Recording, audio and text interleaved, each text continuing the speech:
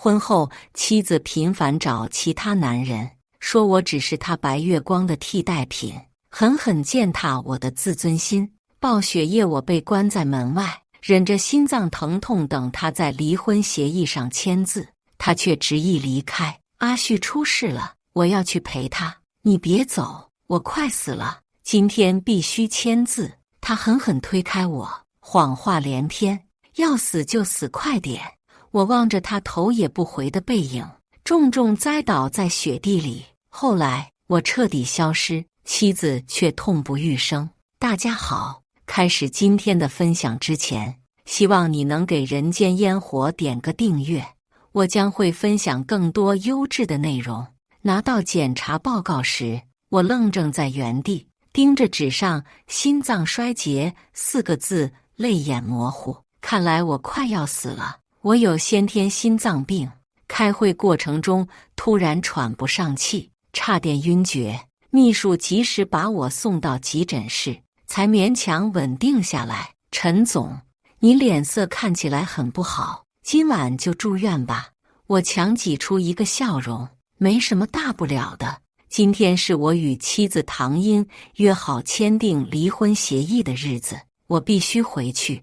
电话刚好在这时响了，是唐英。我语气冷漠，喂。对方明显不悦，不是要和我离婚吗？有本事你现在回来。说话中夹着几声喘息，我一听就知道他正在和别的男人快活，心脏突然抽了一下。我强忍着疼痛，马上回。李秘书，还要麻烦你送我一趟。电台播报，今晚将迎来一场暴风雪。赶回家时，别墅门前已经覆上厚厚的白雪。我连续输入几次密码都失败，敲门没有回应，只好拨通电话。唐英，别闹了，让我进去。开门。我把离婚协议带回来了。我裹紧大衣靠在门边，高烧未退，头还很晕，甚至有些站不稳。对面传来欢愉的喘息声。离婚前我送你个礼物好不好？你看上面。我抬起头看向2楼落地窗，妻子正背抵在上面，两颊绯红，边低眸不屑地看着我，边和身后的男人亲吻。今天挑的小鲜肉比你小9岁呢，年轻有活力，比你那病痒痒的样子强100倍。我今年28，小9岁，那他才19。外面太冷，我有点撑不住了，也无力争吵。快点开门。签完字，你我一拍两散。他避重就轻，签字。呵，我还没享受完呢，等着吧。雪不停，你就给我在那看着。唐英，你还没等我说完，他就挂断了电话。听着一阵阵忙音，我的心又开始痛如刀绞。我知道他想折磨我，想拿我泄愤，可如今我就要死了，只想在死之前和他断干净，给自己留一份体面。从他当初挡在我身前，和霸凌我的混混们挥拳头时，就无法自拔地爱上了他。他就是我心里的一道光。可后来，浓烈的爱意也被一点点磨没了。我坐在门前的雪地里，吹着冷风，把头埋在膝盖间，浑身发抖，心脏一阵阵抽痛，呼吸越发困难。就在我感觉要昏死过去时，门被打开，他急冲冲往外走。小鲜肉鄙视看了我一眼，英英姐，我去开车。我一把拽住他的胳膊，你去哪？阿旭出事了，我要去找他。一听见这个名字，我下意识收紧掌心。不行，你不能走，你我的事情还没解决。陈星，你松开，少用离婚这种幼稚无聊的把戏威胁我。我用尽全力拉住不放，预感他这次离开，再让他签字，不知要等到什么时候。可我等不了了，你别走，我心脏很难受，我快要死了，今天必须签字。他狠狠推开我，谎话连篇，要死就死，快点。我浑身没劲儿，被唐英猛力推下门前台阶。别走，追着他向前爬几下，双手支撑膝盖，艰难站起身。却在无力向前迈出一步。望着他头也不回的背影，我重重栽倒在雪地里。大雪纷纷下，我撑住最后一口气，在视线彻底黑暗前拨通罗月号码。如今能为我收尸的，只有像亲妹妹一样的青梅罗月了。小月，我要死了，让我看你最后一眼吧。哥，你在哪？在家吗？喂！我彻底失去意识，不知何时猛地睁开眼。大雪还在下，耳边是无尽的风声和撕心裂肺的哭声。一个瘦弱的身影坐在雪地里。小月，你别哭，我在这。我想去拉他起来，双手却直接从他身体上穿过去。看见他抱着我的尸体，才立马反应过来，我已经死了，但不知道为什么灵魂还在。哥，你不能死，为什么会这样？一定是唐音害的你，我要为你报仇，我要让辜负你的人付出代价。小月，别这样！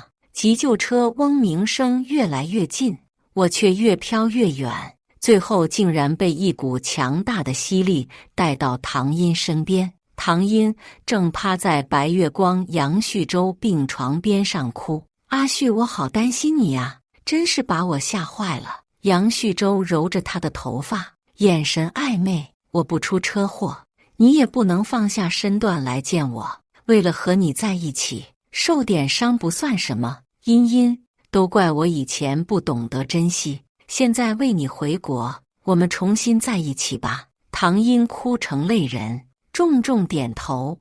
你永远是我最爱的人。那陈星呢？他可是你的丈夫。唐音怔了一下，表情变得阴狠。陈星，不过是当初和你赌气捡来的一条狗罢了。你们长得相似，都很好看。我边享受着边虐待他，我把这些年对你的恨全都发泄到他身上了，所以再见到你，心里只剩下爱。杨旭洲嘴角得意勾起，做得不错。你知道我讨厌他？当然知道，他是你们杨家私生子。当初你找人霸凌他，我一个无心之举，竟让他死心塌地爱我这么多年，痴情给谁看？我又不在乎。杨旭洲指尖划过唐音的锁骨，几年不见，你还是这么漂亮性感，真便宜陈星那小子了。一想到他吃得这么好，我恨不得马上要了你。杨旭洲意思很明显。唐音瞟了一眼门的方向，这里是病房，没关系， VIP 病房这个时间不会有人进来。来，坐到我腿上。可是你的腿刚受伤，心疼我呀。唐音半推半就，还是跨了上去。我急了，冲上前想去把唐音拽下来。唐音，你不要相信他，他就是个骗子。杨旭洲根本不爱你，他在利用你伤害我，羞辱我，你只是他的玩具而已。我很了解杨旭洲，他根本不爱唐音，这次回来故意接近他，一定有所图谋。可无论怎样嘶吼，没人能听见我说话。我的手一次又一次从他身上穿过，看见他们干柴烈火般交融在一起，我彻底绝望了。我心甘情愿守护他这么多年，终究抵不过白月光。我带着恶心和恨意飘出病房。从前的我明知道唐音深爱白月光，当初为了和他赌气，才转身嫁给他同父异母的我。婚后，唐因为满足怪癖，把对杨旭洲爱而不得的欲望全都发泄在我身上。我忍受耻辱，被他践踏，身心俱疲，病情也在一天天加重。后来他骂我总是玩玩就疲惫了，一副病殃殃的样子，很无趣，就开始带不同类型的男人回家。我无法忍受，决意和他离婚，他却以各种借口拖着。直到3天前，杨旭洲回来，唐音把所有心思都放在与故人重逢上，这才同意在离婚协议上签字。杨旭洲很会拿捏，懂得放长线钓大鱼，回来最初也只是吊着他。唐音吃瘪，疯狂利用其他男人刺激我找心理平衡。陈星，你和阿旭有着相似的血液，你爱我，阿旭也是爱我的吧？跪下来求我呀，求我停下，我要你跪下。记忆断断续续，我拼命摇头，抹去唐英狰狞的脸孔。既然已经死了，就别再让我看见他。可不知怎地，我的灵魂一直在唐英身边打转。唐英在杨旭洲病房里睡了一晚，到早上去帮他买早餐。我听见杨旭洲接电话，语气透着几分阴险。唐英就是个恋爱脑，以前爱我爱得死去活来，现在也一样，很好利用。等这次把他手里的钱骗过来，也刚好能解除杨家经济危机。我调查过了，陈星那个贱骨头这几年没少给他拼命，公司市值挺高，也最听唐英的话。等钱到手，把唐英送给你们随便玩。我握紧拳头，死死盯着杨旭洲，不要脸的东西，现在竟然敢惦记我的财产，真想在他张狂脸上划几刀，就知道他目的绝对不单纯。当初发现我喜欢唐英，开始利用他伤害我，甚至故意纵容唐英和我结婚。婚后他们保持着若即若离的联系，每次唐英被他勾得心情不好，遭殃的肯定是我。不一会儿，唐英拎着早餐回来，杨旭洲直接进入正题。茵茵，我这次回来就不走了，要彻底继承家业，等我成为杨家掌权人，给你一场风风光光的婚礼。只是现在刚回国，父亲交给我几个大项目，算是最后的考验吧。如果你肯帮我站稳脚跟，我会用一生来回报你。唐英果然上当了，不假思索问：我要怎么帮你？融资吗？给你项目投资，只要你开口，我就能做到。杨旭洲惺惺作态，还是茵茵懂我。可陈星那边不能同意吧？毕竟我是你的初恋白月光啊，是个男人都会介意。唐英冷哼一声，他算什么东西？为了取悦我，就算我让他去死都行，那我就放心了。二人在病房里望我缠绵，直到2天后，唐英才想起来我。以前他做什么去哪里都不屑与我报备，都是我每天关心他的安危。报血液之后2天都没联系他，他竟然有点不自在。唐英躺在杨旭洲怀里给我发微信：陈星，你死哪去了？一点动静都没有。你不是要离婚吗？我和你离，你是不是背着我有别的女人了？杨旭洲玩弄他的发丝，一起盯着屏幕。怎么，陈星和你玩欲擒故纵了？他敢？我扒了他的皮。唐英嘴上很硬，睫毛却颤了颤，似乎有点不确定。他拨通我的号码，第1遍没人接听，我都死了，怎么还会接他的电话？而他竟与我较劲似的连拨3遍电话，终于打通了。他劈头盖脸骂过去：陈星，你想死啊？怎么才接电话？给你脸了是不是？给我准备一些换洗衣物送到市医院，我要在阿旭这里待几天。我愣住了，是谁在接听电话？这时对面传来熟悉的声音：唐英，你是不是有病？我不管你在哪儿鬼混，赶紧滚回来！我哥死了。罗月，你为什么拿着陈星的电话？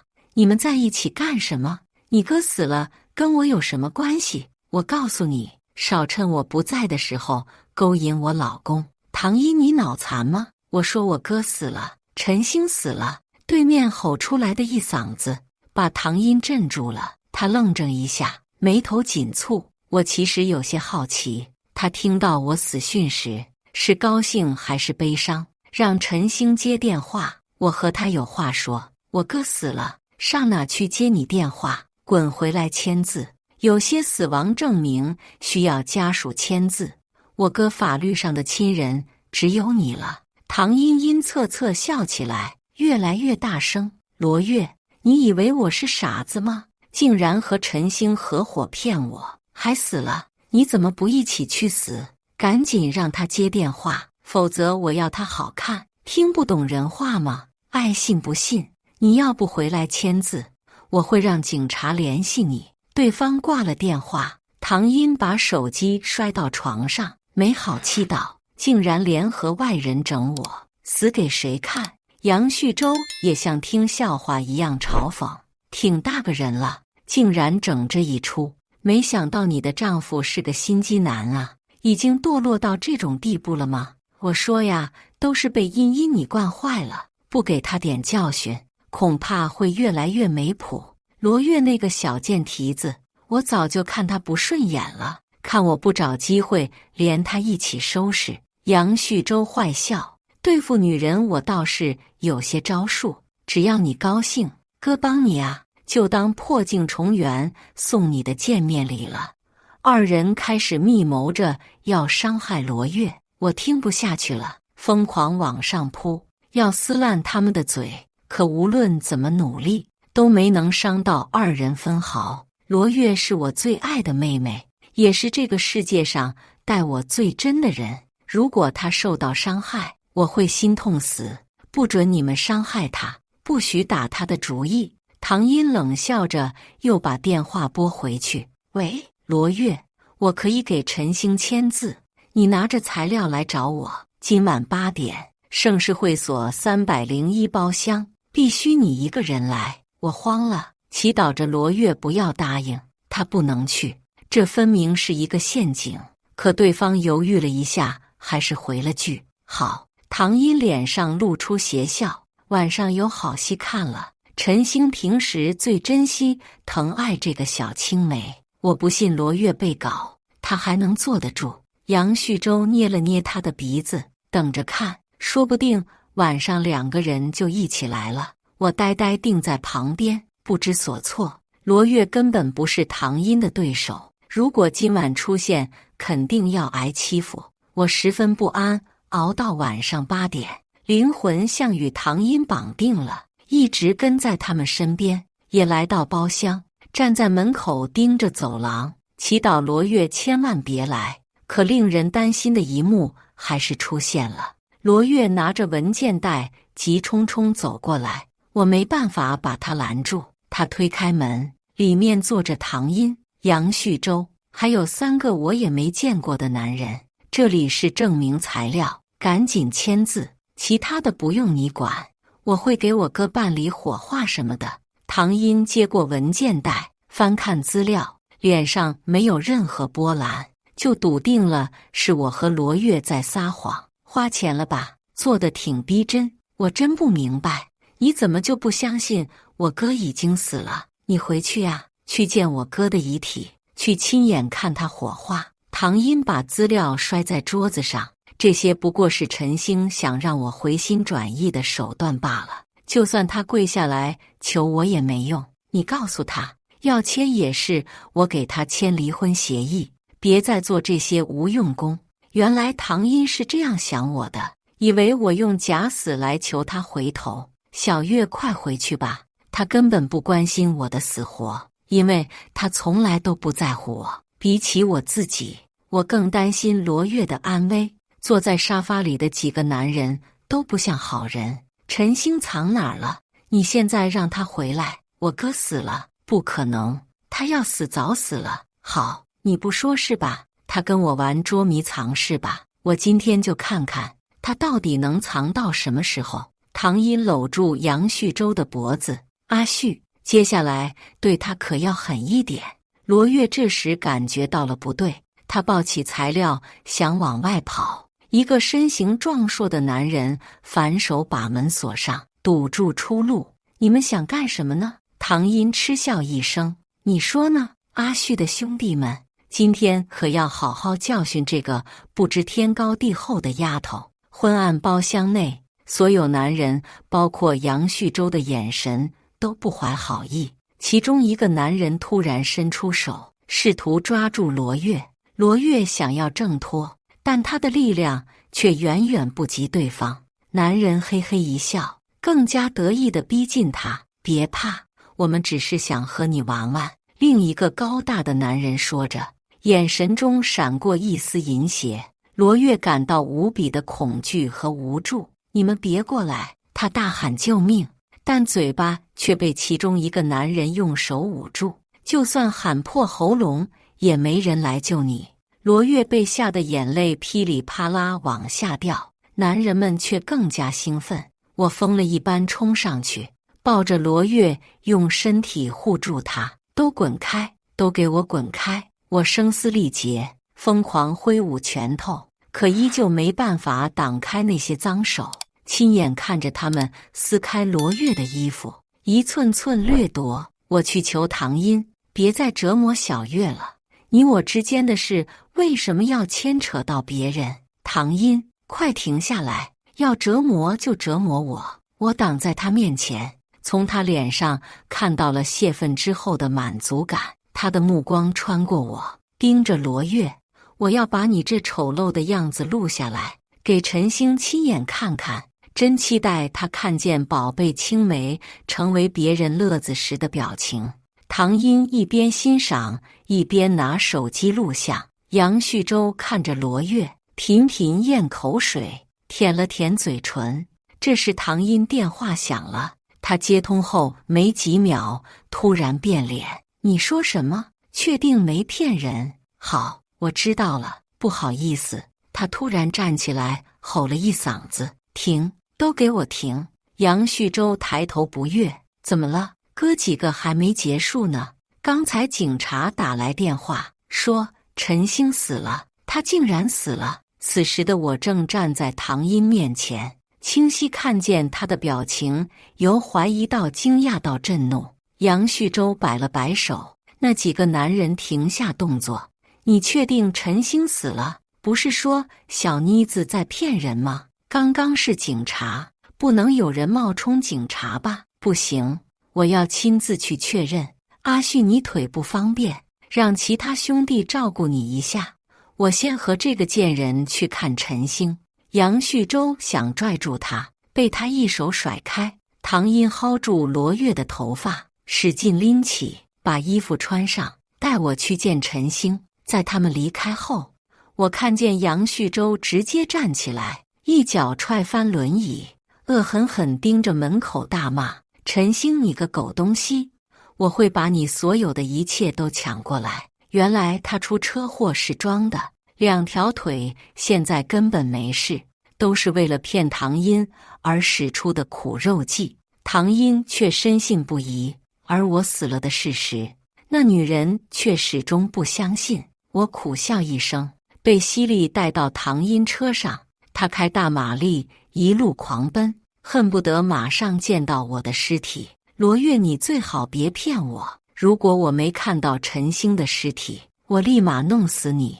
我哥被你关在门外活活冻死，是你害死了他。怎么可能？那么大的人，离门口只有几步远，怎么可能冻死？我是把密码改了，改成了他的生日啊，他不会连自己生日都忘了吧？我生日？哈，不是不记得，是真没想到，一个根本不在乎我的人，又怎会用我的生日做密码？多么可笑！我哥心脏衰竭，他本来应该住院治疗，可是你呢？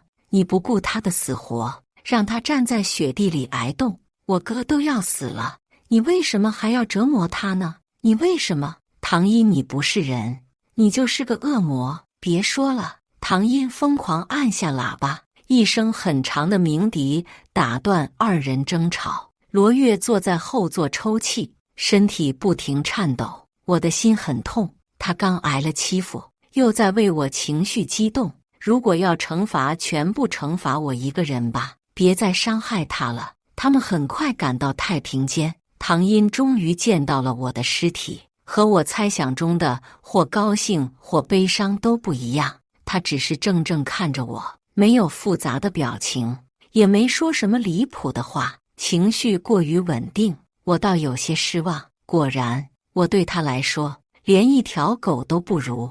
唐音确认我已经死亡后，在需要家属签字的文件上全部签了字，给你，我才不要给他料理后事。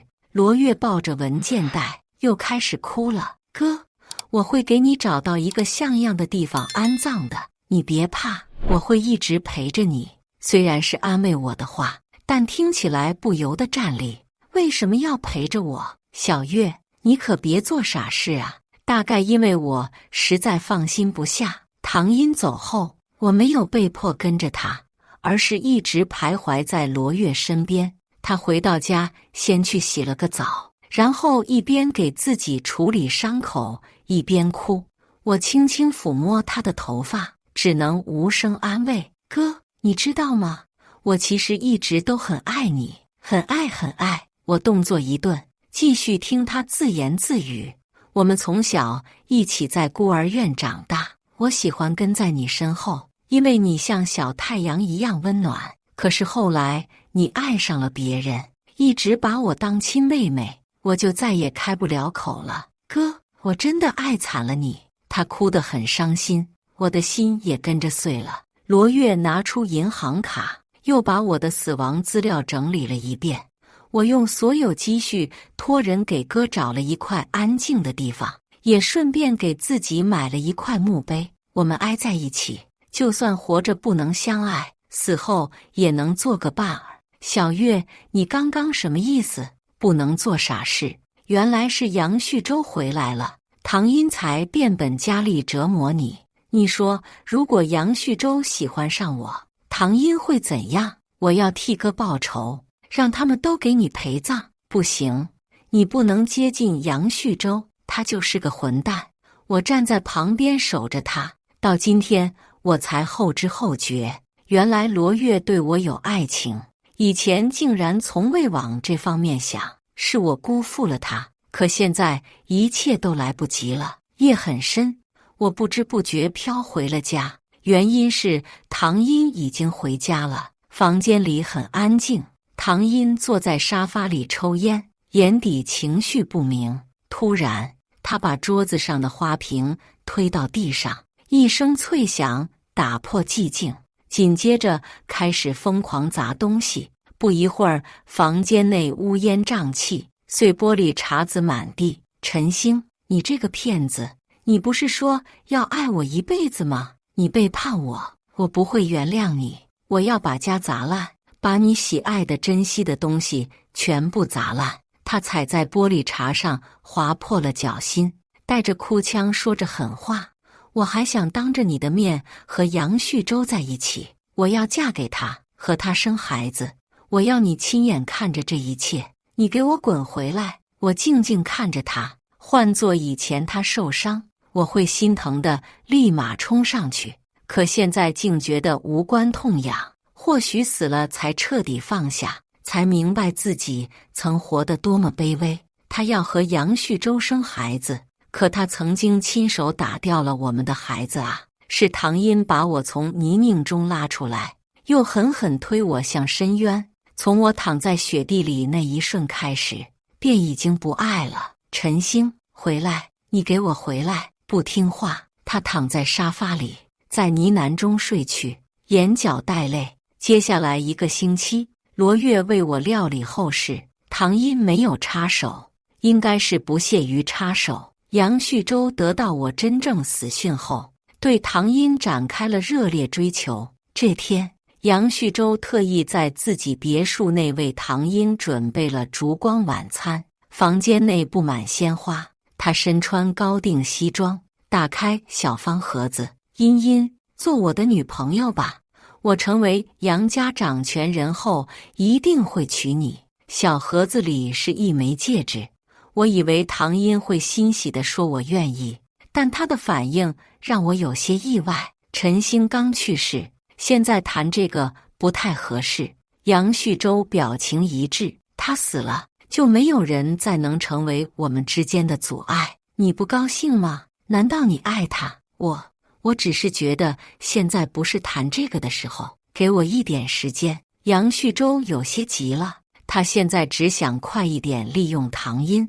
我死后，所有财产都归唐英所有，正是骗钱的好时机。为了你回国，为了你放弃自己的前途，只想给你一个安安稳稳的家。我以为你的心里只有我，看来是我错了，不该赌上自己的一生。阿旭，我不是这个意思，我知道你都是为了我，你别生气。我知道了，现在杨家正赶上经济危机，已经入不了你的眼了。算了，我也不忍心让你跟着我受苦，所有困难我自己扛。不得不说，杨旭洲不但渣还很差，把唐倩拿捏得死死的，几句话就把所有锅都甩给了唐英。唐英连忙解释：不，阿旭，我没这么想。那你不嫌弃我，还愿意帮我？我愿意，明天就和你签合同办手续，帮你度过危机。杨旭洲高兴地一把抱住唐英，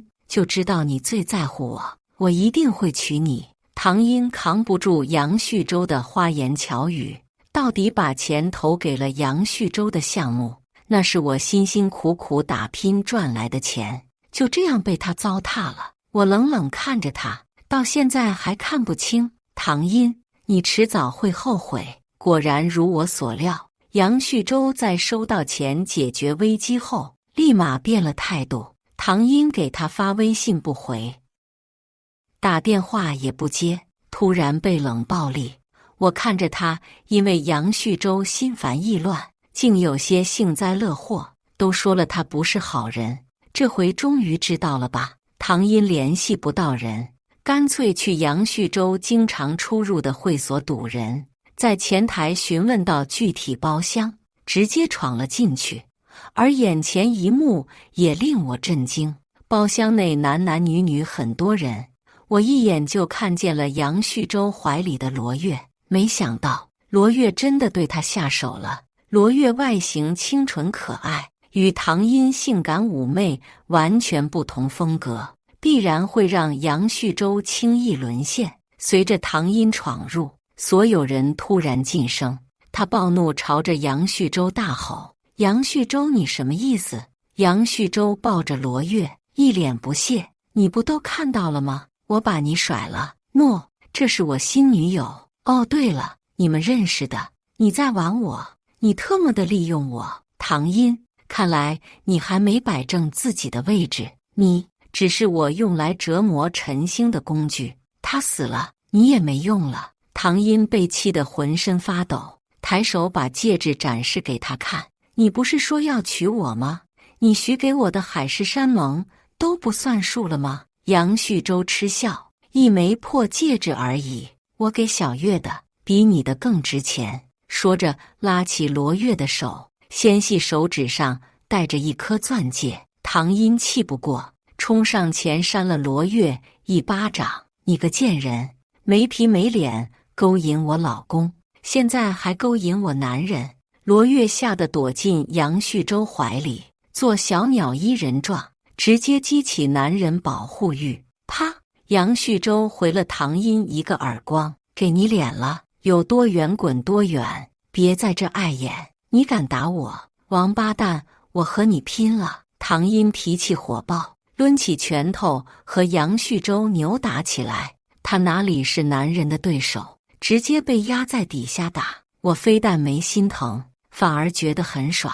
如今这狼狈模样都是他自找的，反倒担心罗月。他做这一切都是为了我，可千万别再陷下去了，趁早离开杨旭洲。最后唐英被几个男人拖了出去，他垂头丧气回到家，直接走进我的房间，我们分房睡。这是我死后他第一次进来。唐英躺在我的床上，手掌轻轻抚摸床单，轻声带着鼻音：这里还残留着你的气息，只是越来越淡了，你还会回来吗？他摸到我枕边的日记本，我的心也颤了一下。杨家不认我这个私生子，母亲因病去世，打记事起我就在孤儿院，我的世界很孤独，从小有记日记的习惯。他趴在我的床上翻看日记，星号年3月18日，我被杨旭洲堵在巷子里。他问我为什么不姓杨，我说随妈妈姓。他叫人狠狠打我，有一个女孩挡在我前面，挥着拳头保护我，她是我的天使。星号年5月6日，我们考入同一所大学，我也暗恋了她6年，我想向她表白，可是我们身份悬殊，她不可能喜欢我。就这样偷偷爱着，也挺好的。星号年1月19日，他竟然说要嫁给我，我真的太开心了。就算知道他在和初恋赌气，但我还是很开心，因为我能名正言顺守护他。我想，总有一天他能明白我对他的爱。星号年6月11日，老婆母亲去世。这场意外是杨旭洲造成的，可无论我说什么，他都听不进去，还把罪责推到我身上。他竟然因为这件事背着我打掉了我们的孩子，我感觉很累，心很痛，很痛。星号年星号月星号日，老婆出轨了。作为男人，当然无法接受，我决定离婚。星号年星号月星号日，我要死了，这辈子受够爱情的苦，下辈子就不遇见吧。唐英一篇一篇翻看我的日记，泪水打湿字迹。阿星，对不起，是我不好，都是我的错。你不是说要一直陪着我吗？你回来，我们重新开始好不好？我不打你，不骂你了，不会无缘无故拿你撒气。阿星，他抱着日记本蜷缩在床上，不停流泪。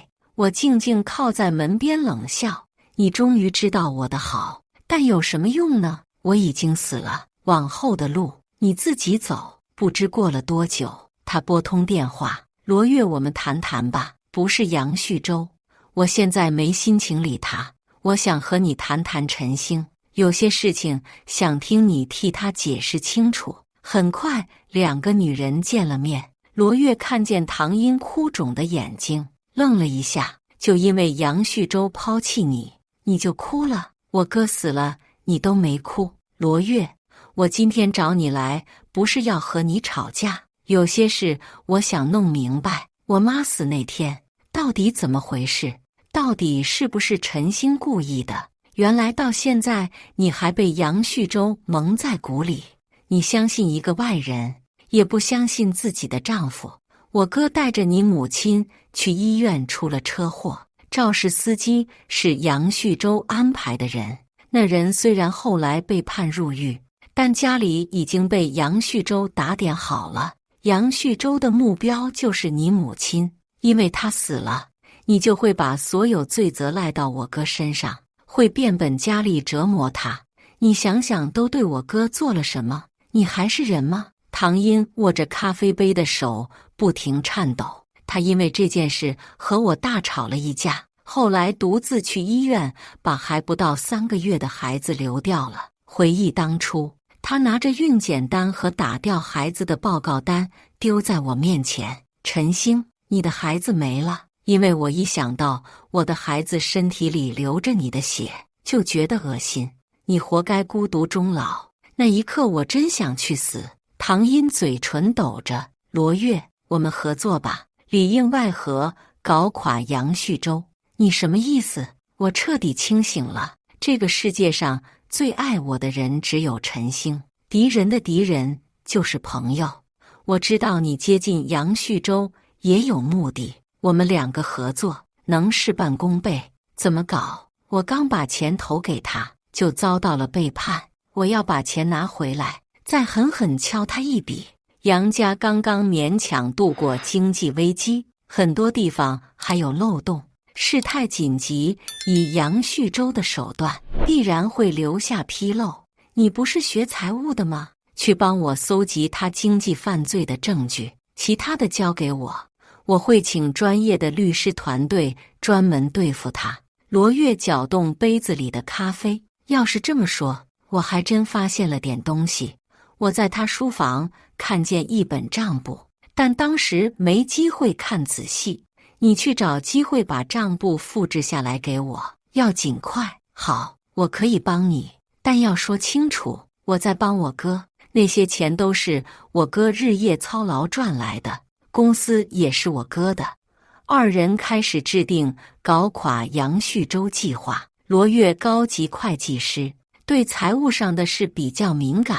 唐英金融管理学高材生，智商在线，只要他们决意配合，杨旭洲定会吃不了兜着走。很快，杨旭州的报复来了。罗月提供的账簿内容果然有问题。唐英聘请专业律师团队，又买通网上水军，对杨氏产业频繁暴雷，同时借着舆论，以杨氏集团自毁企业形象、违反合同规定等相关条款，起诉杨氏集团。杨旭州的手段自然经不起推敲，露出不少破绽。唐英乘胜追击，一系列操作猛如虎，坐实了他有经济犯罪，不但要他归还全部投资款，还得赔上巨额赔偿金，而他一时间也拿不出那么多钱来。唐英暂时只追回一部分，剩下的还在走法律程序，墙倒众人推。其他平时看不惯杨氏的人，也趁着机会踩一脚，撤资的撤资，要赔偿的要赔偿。杨旭州这一局输得彻底，再无翻身可能。罗月也离开了他，唐英把追回来的钱全都捐助给了我小时候待过的那家孤儿院。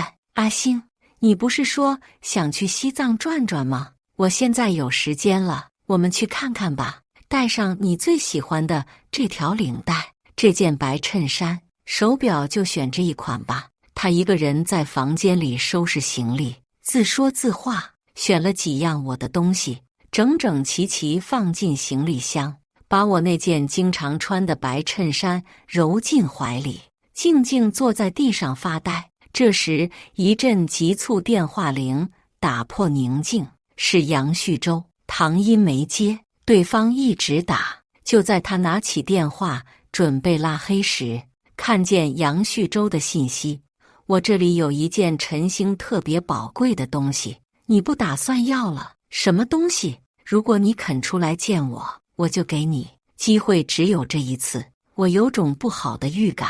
杨旭州绝对没安好心，而且不记得我有什么东西在他手里。他在骗你，为什么他说什么你都会信？他起身换上外套，前往杨旭州发的位置，我也被迫跟了过去。唐英按照导航走，越来越偏僻，最后在一个公园后山路边停下。刚下车，杨旭州从树丛里走出来，身上还是高定西装，但全是褶皱，衬衫扣子未系，头发乱糟糟，一副很颓废的样子，脸上神情迷离，显然喝了不少酒。唐英，你终于肯见我了。唐英冷着脸，你拿了陈星什么东西？快点给我。陈星，哈哈哈，你还在惦记着陈星？人活着的时候不去珍惜，死了搞这一出苦大情深给谁看？我没时间和你啰嗦，你要是拿不出来，我走了。唐英没有耐心要去拉车门把手，杨旭州嘶吼了一句：陈星最宝贵的东西就是你呀，我要毁了你。他借着酒劲冲上来，不知从哪里掏出一把尖刀，冲着唐英刺过去。唐英躲得很快，用小臂格挡，随后拼死抵抗，狠狠踢向他的裆部。是你害死了陈星，杨旭州，都是你害的我们。二人撕扯着，唐英发了疯。杨旭州喝了太多酒，下盘不稳，在一刀刺偏后，被踹得摇晃着向后跌进草丛里。唐英捡起地上尖刀，毫不犹豫刺了下去。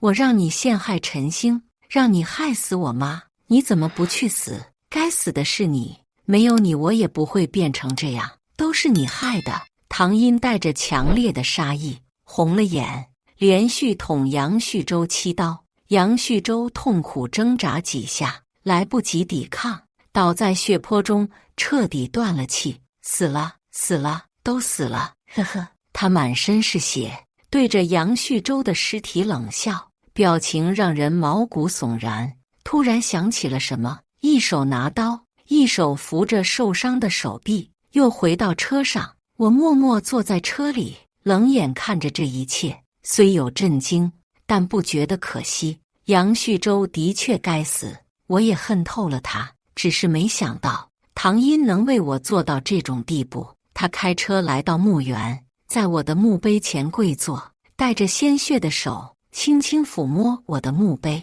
在看见旁边罗月提前站好位置的墓碑时，苦笑：我输了，到最后还是输给了你的小青梅。可我也想陪着你啊，我们还有好多事没做。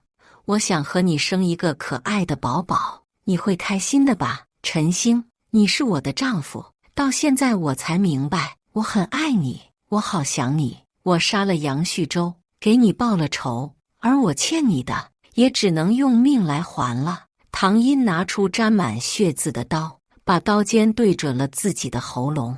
这一晚又下起大雪，他躺在我的墓碑前，鲜血满眼，亲眼见证他的死亡。我却没有心痛，反倒觉得终于可以和他解绑，我也终于可以解脱了。我头也不回地离开了他。现在更重要的是找到罗月，这些天都没看见他，我很担心。不知多久，终于见到罗月，我高兴地紧紧拥住他，却扑了个空，竟然忘记我已经死了，根本无法去触碰。桌子上有一瓶抗抑郁的药，还有一纸遗书，他给自己安排好了后事。哥，伤害你的人都已经受到了该有的惩罚，没有你，我对这个世界再无念想。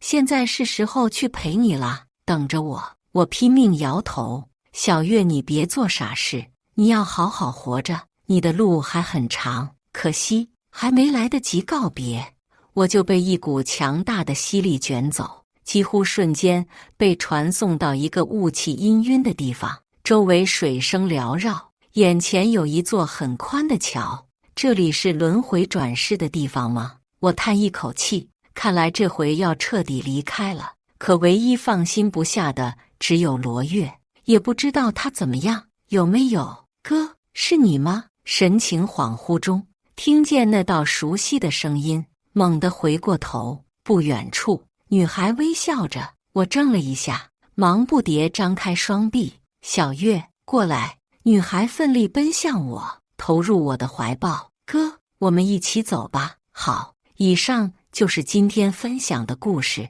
大家有什么想说的、想吐槽的，欢迎在下方评论交流。也更希望能给人间烟火点个订阅，我将会分享更多优质的故事内容。